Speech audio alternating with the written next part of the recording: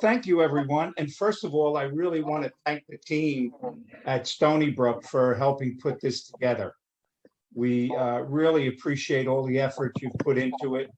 And we hope this is the beginning of many presentations around Long Island and the New York area to help companies increase their sourcing Oops. from Speaker. American manufacturers. Okay. Again, thank you so much.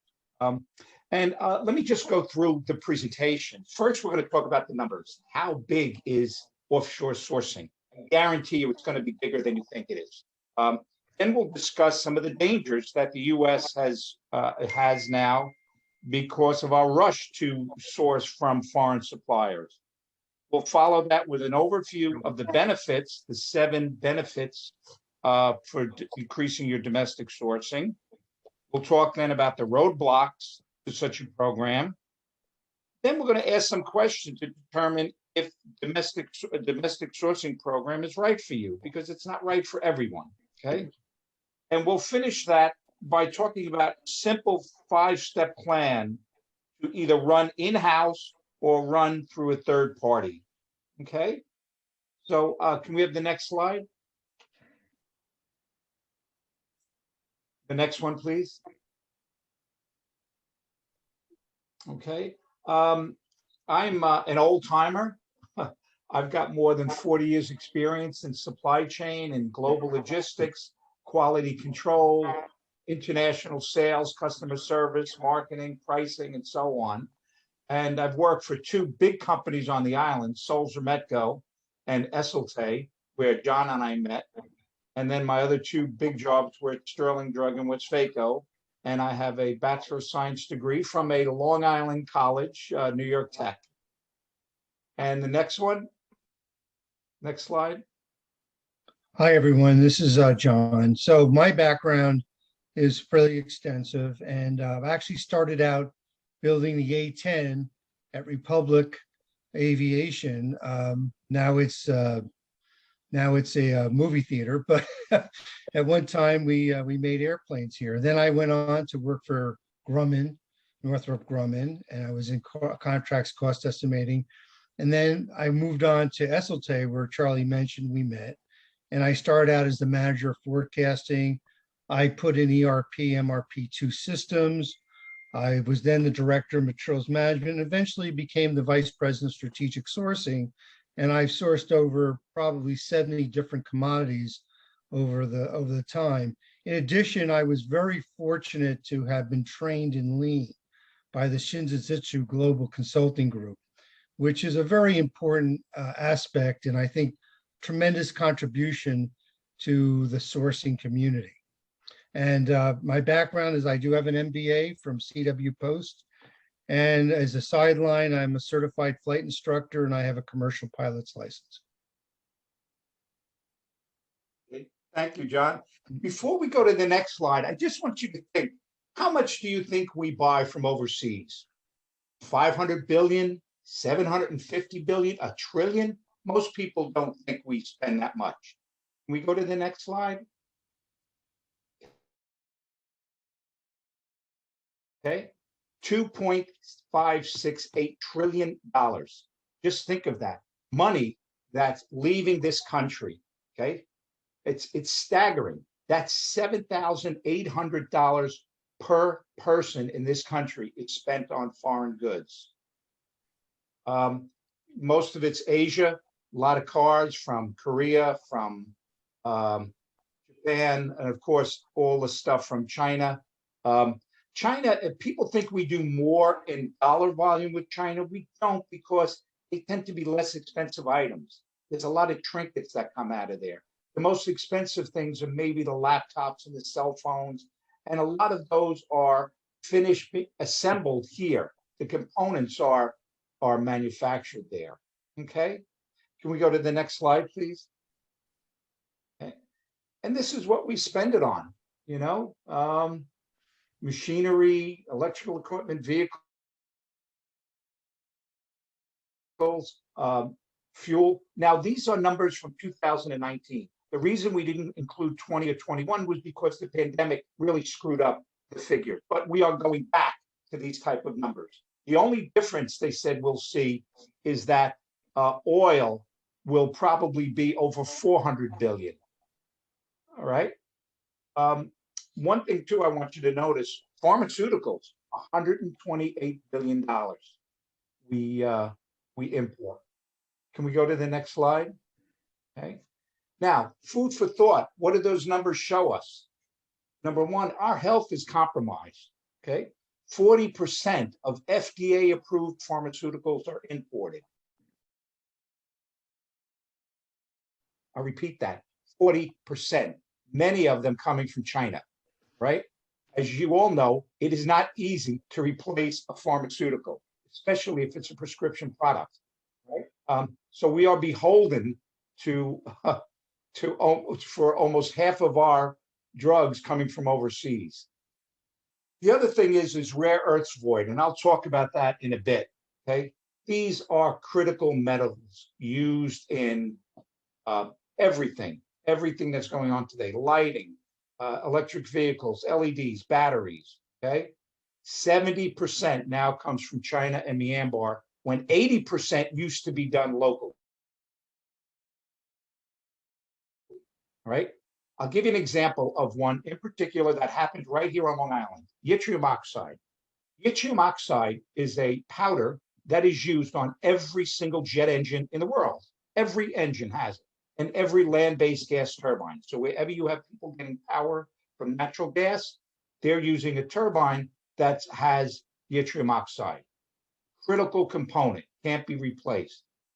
In 1998, when I was at Sulzer, we were buying about 100,000 pounds a year from a company called Moly Corp in Mountain Pass, California, for $46 a pound. Well, someone comes up to my door, a company called Advanced Material Resources out of Canada, and they say, you know, we have an agreement with a company in China to supply this material, and we can supply it for $18 a pound. Of course, we jumped on that. Big savings. I maximized my bonus that year. It was great. When we went with Moly Corp and told them about this, they said, look, if that's the pricing, we will be out of business in a few years. We can't meet it. But we think you're being foolish, because once we go out, there's nobody else. You're going to be beholden to them. This is too critical to source outside. You know what? They were right.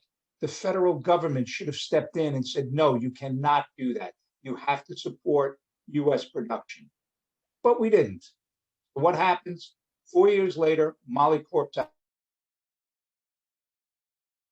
of business. And, you know, you hear, well, it was dirty mine and so on, but who cares? If it's dirty here or if it's dirty in China, it's still the earth we're talking about, right? The other thing I wanted to mention is nickel. Nickel is now considered a critical mineral by the U.S. because of its component in EV batteries, okay? You know, and we are the world's largest user of nickel. And guess what? We have one nickel mine in the U.S., and it's not even a nickel mine. It's a mine up in Michigan that is extracting other metals, and nickel is a byproduct. Next slide, please. Okay, here's rare earth production. This is what we have now. Okay, we went from 80% to 15% in a short period of time. So if maybe I shouldn't get political, but if China wants to walk into Taiwan, there is nothing we can do about it. We can't sanction them. We couldn't function with what we put ourselves in with China and with other countries in the Far East. Okay, next slide. And here we are. And you can see we've increased some rare earth production by, 4,000 tons. China's increased it by 28,000 tons. So we're not making any progress. Next slide, please. This is the thing that kills me. We're the largest user of nickel, and there is a lot of nickel deposits in this country, and yet we are the 10th largest producer, which is remarkable, remarkable. And I know we say, well, mining is a dirty business. We've got to do something. You can't have a perfectly clean environment and a good supply chain. And I have to tell you, the nickel mines in Indonesia and the Philippines and Russia are disastrous. In fact, the Norilsk nickel mine is considered the dirtiest spot on earth. So next slide, please. Okay. You hear some people say, well, yeah, but even though it's an imported product, a lot more than half the money stays in the US. That's not true. That's not true. If you buy something from China, 44% of that money goes to China. The reason it's higher with China, it's less money goes overseas with China, is because there's a lot of assembly of their products here. So the packaging is included, labor is included, and so on. But when you get to products from Japan and Canada and Mexico, especially Euro area, because of all the cars, more than half the money goes out. Next slide, please. So everyone says, okay, we got in this position. Let's talk about the benefits of domestic sourcing. Why should we increase that? Well, you've just seen some of it, but the first thing is sustainability. Many companies include sustainability statements in the corporate literature, but very few actually have a viable plan. When you talk to them, they talk about the environment, the inclusion, things like that. Well, that's not really sustainability. Sustainability is how are you going to keep your company functioning in times of crisis, okay? And addressing supply chain issues, which we have now, which is the #1 issue facing the world, I think, other than what's going on in the Ukraine. Addressing them is more reactive than proactive, okay? I just read where 2 Long Island-based manufacturers are closing due to supply chain issues. A Kings Park hardware distributor said he orders 100 items, 30 on back order, and he says he can't operate with 30% reduced sales. When you have back order, you don't get the sales, and not only that, if somebody else has the product, you've lost the customer. And we have this is interesting. We have a client who buys nickel wire from India, and he's claiming that it's 15% cheaper than the American nickel wire. Well, right now, this morning, he's been out of stock for 3 months.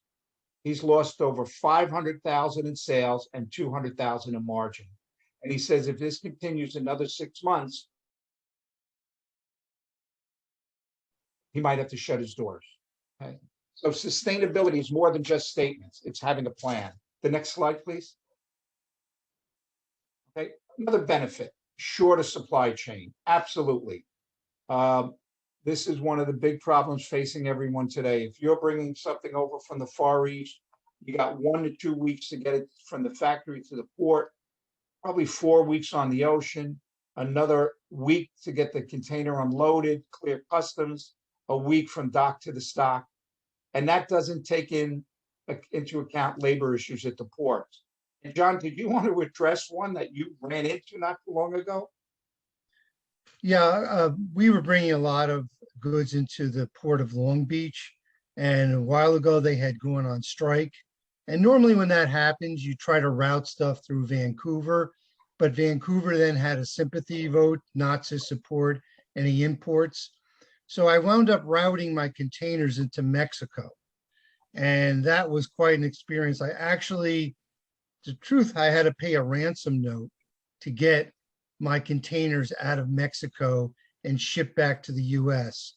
So there can be a lot of problems when it comes to this, when you're bringing stuff into the ports, lost materials, lost containers, and sometimes having to route it to places that are just difficult to deal with.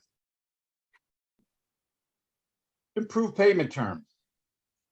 You know, most of the stuff coming from the Far East, you have to pay in advance. And once that money's gone, good luck. Okay. So you got 60 days transit. And if you're going out to your customer and you're lucky to have 60 days net payments with them, you're out of cash for 4 months before you even have the goods, you're getting paid for them. And you know, cash flow is the king with business. You can be making high margins, everything else, but if you don't have the cash coming in, you're not going to stay in business. And again, if you have quality issues with imports, replenishment inventory is not going to arrive in time. It's still going to be 60 days out. And so receiving credit for these items is difficult, if not impossible. Next slide. Easier inventory management. Okay, the longer the lead time, the more inventory that's needed. And John, what is that called? Increased MUDA?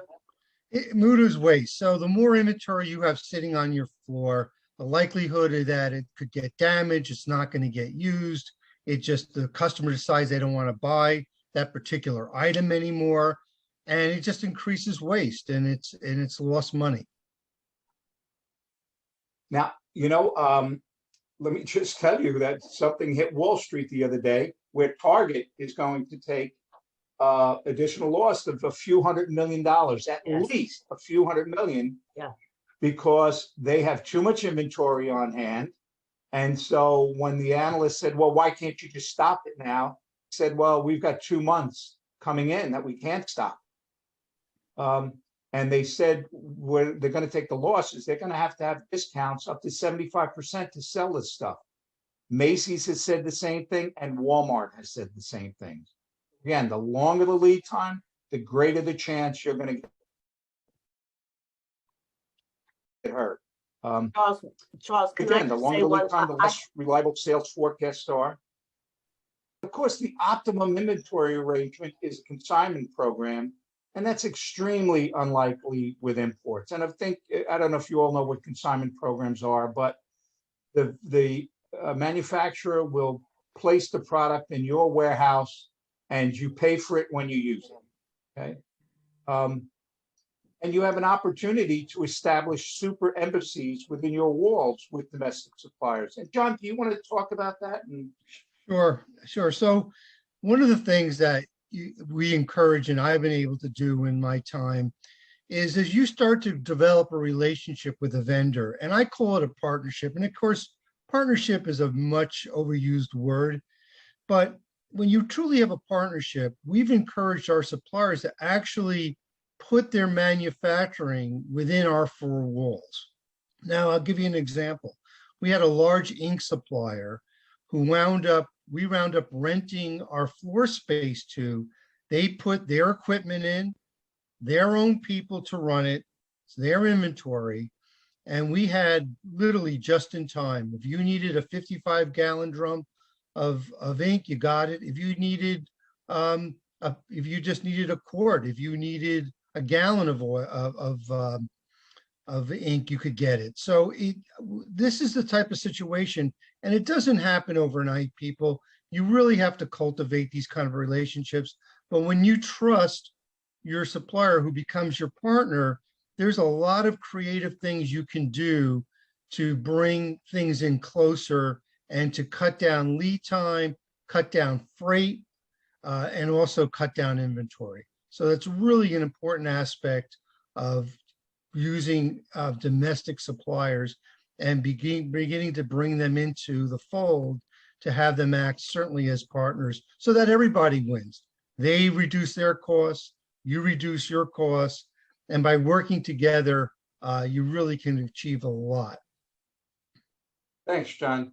And of course, the other thing is quality issues greatly diminish with these kind of programs because you've got the product there. You don't have to worry, well, the containers come in, I open it, I've got a quality issue, now what do I do? Okay, next slide, please. Again, another benefit, faster response time. There's no or minor time differences with domestic sources. Holidays are more in sync, considering things like the Chinese New Year shutdown. Vendor visits are easier and allow a deeper understanding of the needs of both the supplier and the customer. And this is critical. Meeting your vendor coming to see you, developing that relationship, especially that long-term relationship. So it's not just an adversarial thing, but this is a real partnership. And a handshake domestically is far different than one overseas. And a preferred supplier program is the start of a partner relationship between the vendor and the customer. And John, Yeah, did you let want me- to talk about that? 'Cause Yeah. I know you were a big proponent. So what we did over time is, most of the things you can identify that 80% of your raw material or your contracted items are really 20% of your vendors. So if you look at those 20% of your vendors and say, what do we do to come up with ways to work for both of our benefits? And this could be looking at specifications, possibly reducing the cost of the product. Like I said before, bringing your vendors into your facilities to manufacture in line with your production lines. But basically, it's an overall view, and it comes up with 7 different criteria. And again, like I said, it's quality, it's service, it's pricing. But people tend to say, I need the lowest price. It doesn't necessarily mean you're getting the lowest acquisition cost. I can get a low price, but if the person can't deliver or the quality is horrible, then what good is it? So with a preferred supplier program, you embrace these principles and you work with the supplier. And what you do is we've had what we call Kaizens, which are events where you get together with the vendor and you brainstorm better ways of them supplying and you ordering and working on reduction of cost, lead time, like I said before. So these are all the creative things you can do with a domestic supplier. It's extremely, extremely difficult to try to do this with a Far East supplier, because honestly, people most of the time, they don't want that. And there are times with Far East suppliers where they get a better price. Guess what? You're not getting the product. So there's a huge difference between a domestic supplier and a preferred supplier relationship, than a Far East supplier, which is basically, this is the price, I'll ship it, and if I get a better price from someone else, you may not see the product. Thank you, Charlie. Okay, and next slide, please. And this is a no-brainer, folks. Easier to protect intellectual property, okay? It is almost impossible to get legal remedy in many countries, okay? Some countries don't believe in our concept of intellectual property. Even in Japan, when I was at Metco, we had an issue over there with somebody copying one of our designs. And our lawyers told us it's going to be at least 10 years to work itself through the legal system, which was ridiculous. We weren't going to engage a law firm over there for 10 years. Okay? And non-disclosure agreements are worthless with many foreign manufacturers. Okay. Whoops. Can you go back?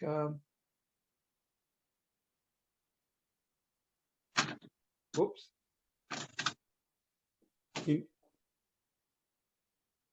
Okay, keep going.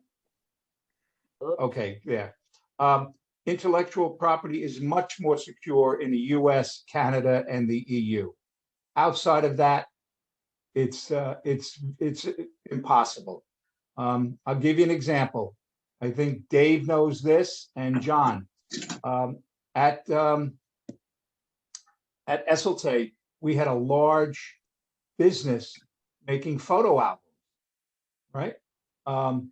Big, huge, one of our big divisions, okay? We were making that, I think, in New Jersey. We brought it overseas into China. Within 6 months, we lost the business because the manufacturer we used was selling directly to our largest customers, and that was it. And there's nothing you can do about it, nothing you can do. Okay. Next slide, please. You have improved lines of communications. The relationships with domestic suppliers are more stable. Information is more forthcoming and more accurate. There are fewer surprises, fewer middlemen involved.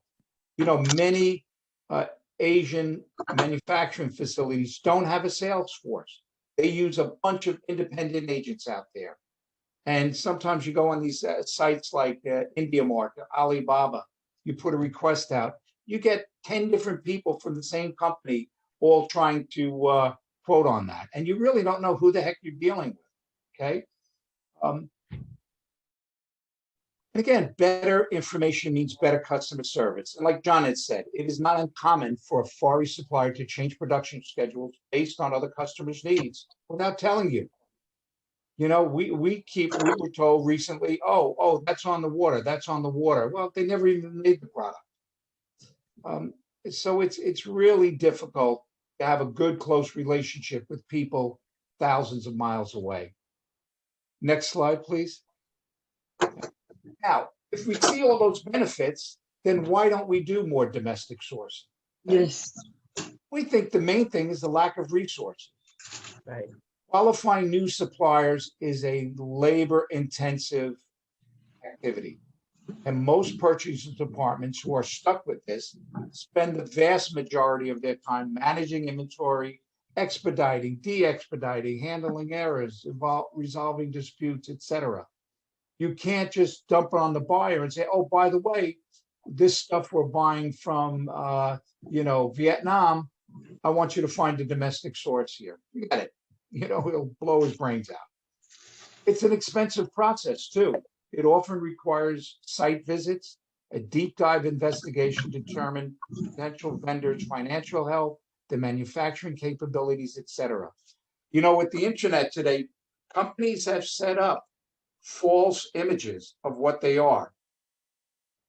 So you really got to be sure the person you first start to deal with is a legitimate company and has the capabilities to do what they say they kind of do. And then finally, it's a long qualification process. And maybe by the time, in a year, maybe this is over with. So, let's drop it. Everything's back to normal again until there's another crisis. But remember, to get somebody qualified, you got to get samples. You have to have pre-production tests, pre-production runs, first article inspections, customer approvals. A lot of work. Next item. Okay.